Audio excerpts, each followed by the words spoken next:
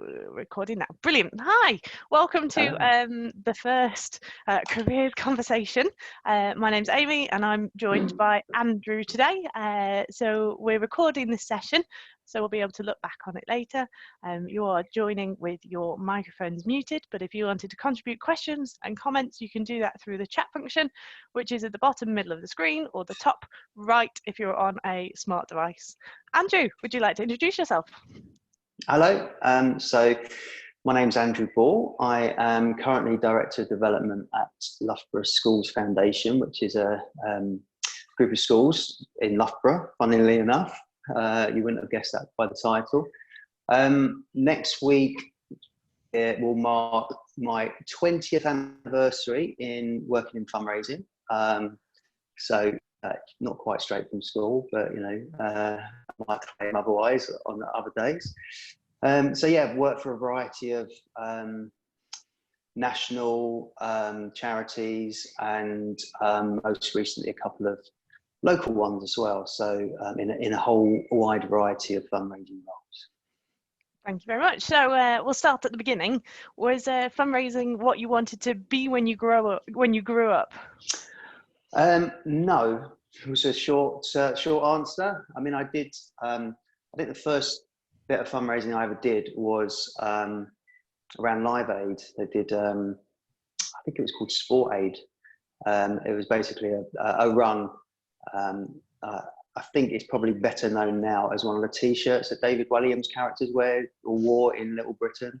I ran the world.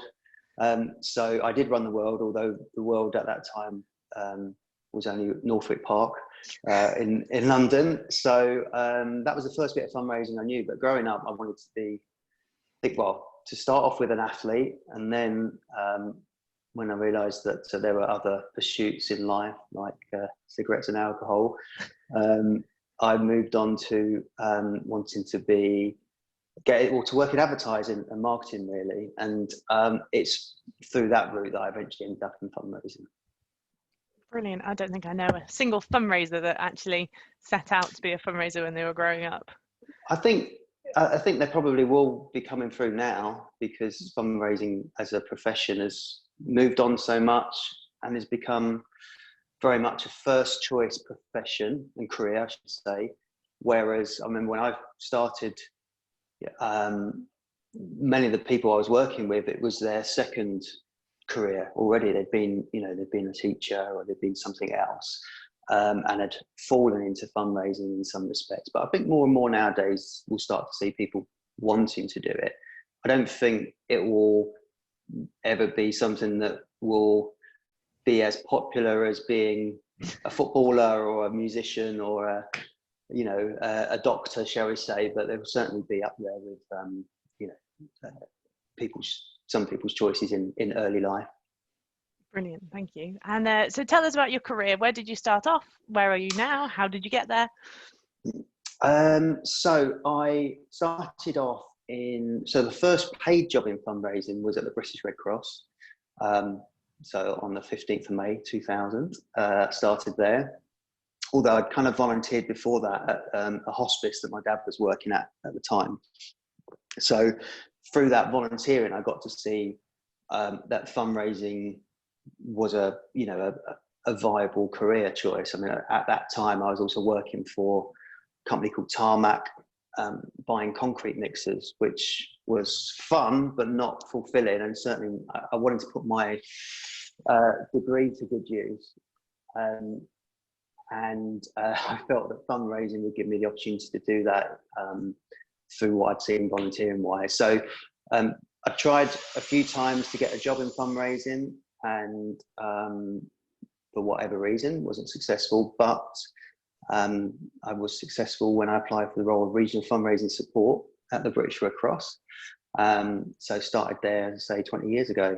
So I was there for about 8.5 years, working through a variety of different roles within fundraising, and then moved from there to the NSPCC for a short period, and then to a charity called ICANN, working for an organisation called the Communication Trust, which is a consortium of children's charities. Then to the Stroke Association, then back to ICANN, and then to Rainbows Hospice for Children and Young People in Loughborough. And after 4.5 years there, I moved to Loughborough Schools Foundation, where I am now, and have been since September last year.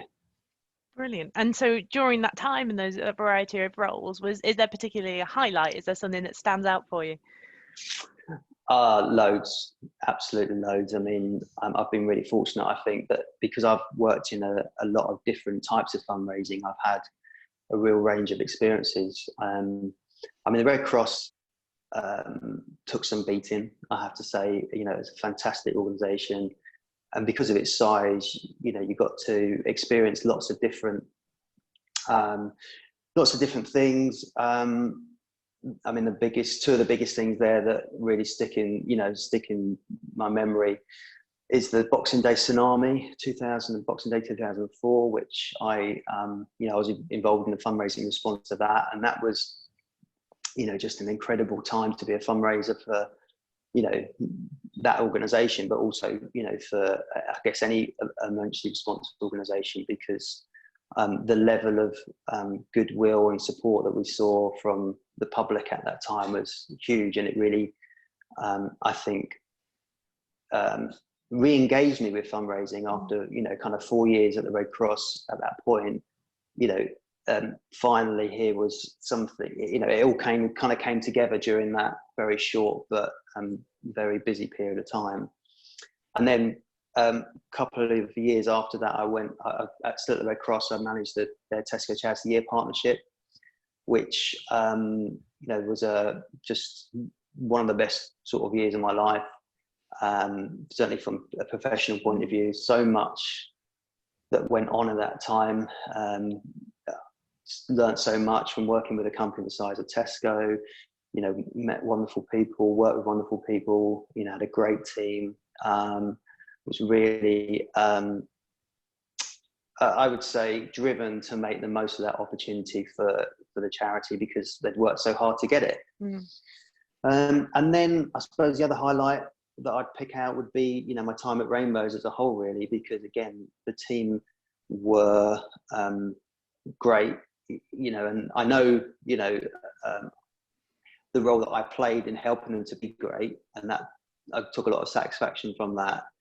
You know, we grew fundraising and retail income, and, you know, really kind of changed the way that the charity thought about fundraising, from being something of a process to actually something of being integral to its, you know, its operation. So, you know, for me, that was a real highlight. So yeah, there's three, but I could easily choose, you know, a dozen or so more. I like it. Fabulous. And so what advice would you give to anyone looking to progress their career in fundraising? Don't do it. No. Turn around now. Go back to marketing. I'd go back to concrete mixers. No. I think that the first thing I would say is really, you know, invest in yourself by, you know, absorbing as much information and learning as much about fundraising, what works, what's proven, you know, the different approaches you can take to it. Become a real kind of scholar, I guess, of the profession, because there is an awful lot of information out there that will, you know, that can guide you, and then you work out exactly what works for a particular period of time. So definitely, you know, invest in your own personal development or professional development, because that will hold you in good stead. And I was lucky that when I joined the Red Cross, I had a manager in Sue Morgan who was very up on that, you know, and was very encouraging, and basically just, you know, I would encourage everyone to say yes to every single training opportunity you get. And that's not just formal courses. That could be, you know, taking parts in sessions like this, or reading, or going out networking and talking to other fundraisers, because that's how you get better. And by you getting better, that's how the sector and the profession gets better as a whole. So that is one bit of advice. I think the other thing I would say is that, you know, be authentic, you know, be yourself, and, you know, because people will see through it otherwise. And if people see through it, they're not going to follow you, or they're not going to support what you're hoping they'll support, and so on. So I think, and part of that is actually choosing the right causes to work for. You have to believe in the cause, the charity you're working for, and if you don't, it will show through. And that will mean you're not going to be successful, and your beneficiaries, service users or and donors rely on you being successful at what you're doing in order to continue to see a charity that and a cause that grows and is there to support more people going forward. Yeah, absolutely. Thank you, Andrew. So what do you find most challenging about your roles, about the roles you've had, about fundraising? Well, obviously pre this period of time, I think that the bit I've always struggled with most is the kind of, I'd say, the stress of hitting targets. I think fundraising, depending on, there's some causes that are, let's be honest, easier to fundraise for than others. I think fundraisers are very good at thinking the grass is greener elsewhere. Whoever you're working for, I remember when we were at the Red Cross, we'd go for when I was at the Red Cross, and we'd go for a charity year partnership. It would be the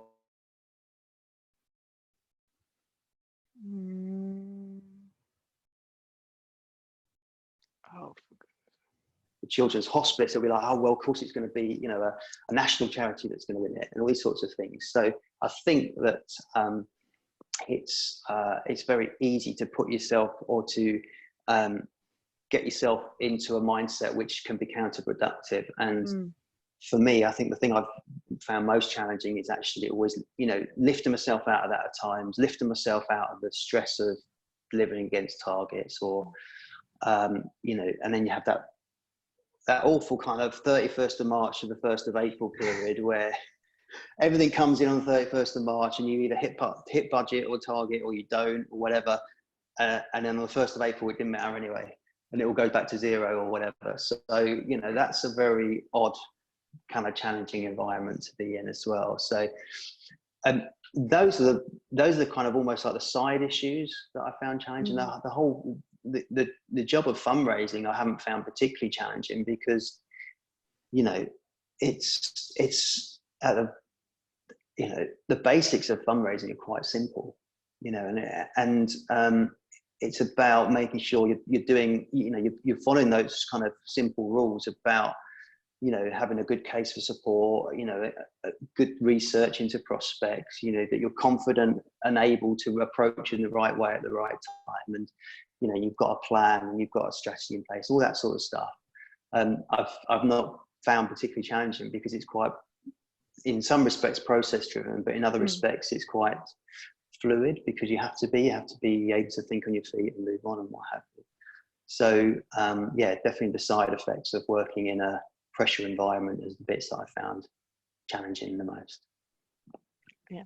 And enjoyable. So on the other hand, what's the thing that keeps you in fundraising? I think first and foremost, it's realizing you're making a difference, and that there's, in my case, I've only ever worked for charities that help people, so I've not worked for animal or environmental charities, and that probably tells you a bit about me and the sort of things that I value more than others. But it's knowing that you're making a small or medium contribution to the support that they're getting, in whatever scenario they find themselves in, whether they're a stroke survivor, whether they're victim of an earthquake, whether they're they've got a child with a terminal illness. These if you can do something that will help deliver some change or some improvement to that situation, and that is a very motivating factor. And as in our roles as fundraisers, the bits that you enjoy the most are where things work and things come off, and you made an approach that's been successful, or you've had a big donation come in, whether you've played a big part or small part in that, you feel that excitement and that joy in that, because you know the difference that it will make. So those are the bits, the moments in your career that you should take pride in. Sorry, my neighbour's doing some DIY. I don't know if you can hear it. It sounds like a dentist chair. Every so often we keep getting that. Okay. Which I guess you've already answered this to an extent, but it's about your motivations. So what motivates you to sort of get up in the morning? What motivates you to carry on doing it? Well, if I'm honest, I'd get up because I have to get up, you know. I'd love to stay in bed all day, but whether it's work or family or any other reason, that's what really gets me up. But I think I think there gets a point. So I didn't come into fundraising thinking I was going to be working in fundraising for 20 years. You know, I didn't come in with any great career plan other than it's something I wanted to give a go at. And I think, you know, it's got to the point where I realise I'm good at it now. And I think that's because of, you know, a longevity in the profession, and you know, believing the stuff that I've seen and read and done and delivered, and the motivation is now to keep doing more of it. You know, I'm very, very happy being a fundraiser. I don't need to go off and be a chief exec or, you know, go off and, you know, work in the corporate sector. I think, you know, for me, the fundraiser, you know, really kind of completes, you know, me in a kind of cheesy kind of way. But it's, so the motivation is to just kind of keep doing more and keep putting those skills to best use, because you know what it's like. I'm sure if you are feeling unfulfilled, you're not happy. Whereas if you're knowing you're fulfilling a purpose, you know, that what comes with that is a sense of pleasure, joy, and achievement. So yeah, doing more of what I think I'm good at motivates me. I like it. And again, that comes on to our next question, which is about leadership. So what do you think makes a good leader? So I think that I think I've probably said this before, but being someone who's authentic, you know, someone that you look at and you experience and work alongside or see in action, you think, yeah, I believe in what they're doing, because it's clearly not an act. It's clearly not something that they've put on for my benefit. You can see it and you can almost touch it and believe it. And I think, you know, leadership isn't just about, you know, the kind of the top of an organization. It's throughout an organization.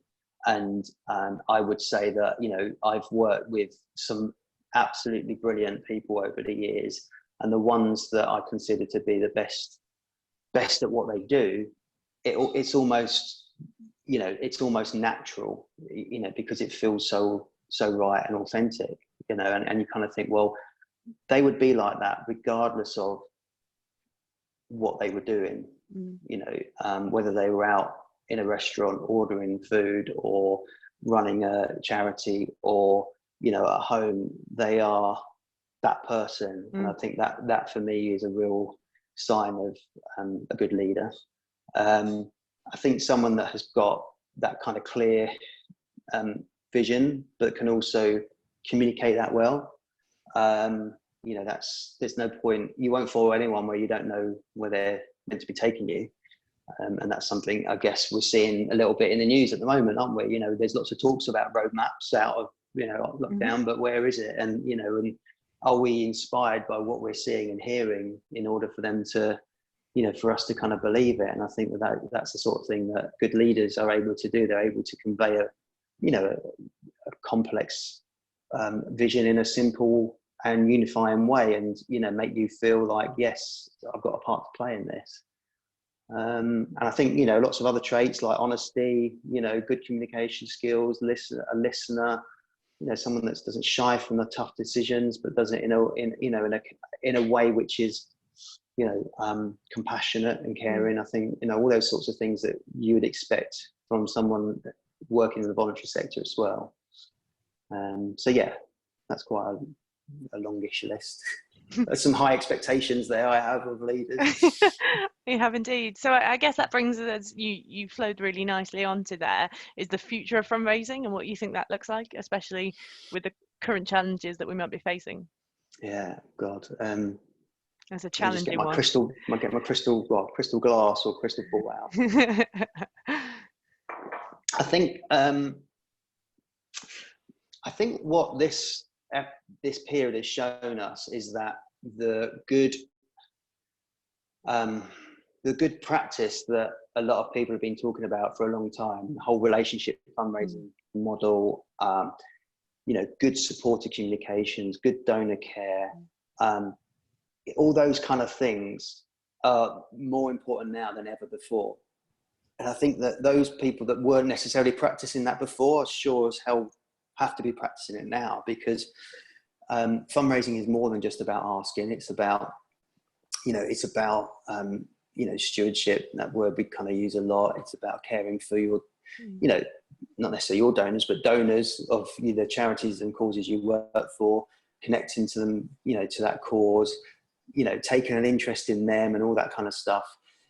That's all part of the fundraising mix, as well as the whole kind of, looking for new supporters, researching and the kind of models that we all know about. So I think that this period of time has shown people that actually that piece around supported care is more essential than ever, because people aren't necessarily in a position to support you in the way that they have traditionally supported you, whether that's because they're an eventer or whether that's because they're a regular giver and they've had to kind of make some tough choices around their income or their expenditure, whether it's a corporate who have furloughed all their staff and employee fundraising has stopped, or whether it's a trust who is, finding it difficult at the moment because all their, funds are linked to the, to the stock market. So those things that we take for granted in normal times will return. They absolutely will, because we've been through similar situations before, recessions,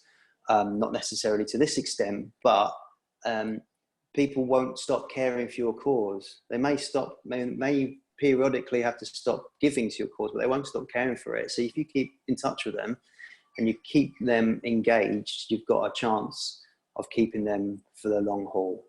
And I think the future of fundraising is really, I think we'll come out of this with a better sense of community cohesion. I think that will remain for some causes. I think that the support to the NHS is a really interesting dynamic. Not knocking anyone who's fundraised for the NHS, but obviously the NHS is a public body supported through taxation, and that's been an interesting one. It's frustrating at times, but inspirational at other times. And it's how do we then switch that support from those that kind of national cause, i.e. the NHS, to a cause that is on the side, the peripheral response, and convince people to support that instead, because obviously clearly people are motivated to give still, and that's great. So it's finding the right way to ask. So yeah, that's a very bit of a rambling answer, I'm sorry. No, not at all. I don't think anyone knows the answer to that one. So that one was a challenge I just threw in there. I should have said, you're the future of fundraising, Amy. Oh, and everyone on this call. Indeed, yes. Yeah. And if anyone on here has got any questions that they want to throw to Andrew, challenging or otherwise, please do pop them in the chat box. My next question, the next two questions are a little bit more lighthearted. Less fundraising, more Andrew. So has social distancing given you an opportunity to do things you wouldn't otherwise? New hobbies? Have you learnt to ride a bike or wrote a novel? I have baked more in the last kind of 3 weeks than I have done in the last 3 years. So that's been quite interesting. I convinced my mum to do like a FaceTime cookery lesson with my son. Which actually turned out to be me doing most of the work. So that's been quite good, because I enjoy eating cake. So baking it is a socially responsible way of getting it, rather than queuing up in I cut my own hair yesterday for the first time in sort of 18 years, and that Wow. went all right. So, you know, I've rediscovered that. Although I used to cut it with a razor blade and scalpel, but I went for the more formal clippers yesterday. I was going to say, if that's the look you've gone for, you might have got something wrong. Yeah, well, I would say it's work in progress, but I don't think that's going to be a new career for me. But otherwise, no, I mean, to be perfectly honest, I'm quite suited for self-isolating because I haven't really got much of a social life, and I quite like doing nothing. Perfect. Exactly. It's like I've been training for this moment all my life, and here I am. I love it. My final question then, Andrew, is describe your ideal Sunday. What makes the best Sunday? Does it have to be Sunday? It has to be Sunday. Why can it not be Okay. Sunday? I don't know. Well, because I describe your ideal day. Well, okay. Well, if it was a Sunday, it would be. I'd probably start. Actually, every Sunday it starts with going to watch under-12s football with my son, who's playing. So it would start with that anyway. And then would probably involve a trip to Nottingham to watch Nottingham Forest at home, and then a trip, and then getting home, probably cooking a roast of some description whilst watching football. Probably there's a theme here. There is. Which is why. Sporting Memories, who are with us today, have just given you a thumbs up for your ideal Sunday. Excellent. They thought the sound of that sounded quite good. Yeah, well, I have lots of happy sporting memories, but being a Forest fan, I've got more unhappy sporting memories. So, sporting memories are good. So yeah, a Sunday or a Saturday or whatever day of the week that didn't involve work would include some element of football for me, which, you know, a bit of a cliche, isn't it? But there you go. And there we go. Sporting Memory says, fellow Forest supporter here, I feel your pain. Well, yeah, we should have been celebrating this season, but it's not over yet. Oh, this was your season, Andrew. This was it. I know. Thank you so much for joining us, Andrew. If there's any more questions, please pop them through. But you've obviously found out about this on Facebook or LinkedIn, so feel free to reach out to either of us there. Just a thank you very much for joining us. Next week, we're joined by Richard Turner, who's had a huge career in fundraising, starting off in Loughborough. See what I've done there? Tied it all together. Yeah. So clever. So the Zoom link will be going out next week for that one. Thank you, Andrew. Thank you, everyone, for joining us. Amy, congratulations on setting these up. I think you've done a great job to pull all these together, and thank you very much for organising it and for not asking too many complicated and hard questions. Thank you for being my guinea pig, Andrew. You're welcome. Thank you very much, everyone, and speak to you soon.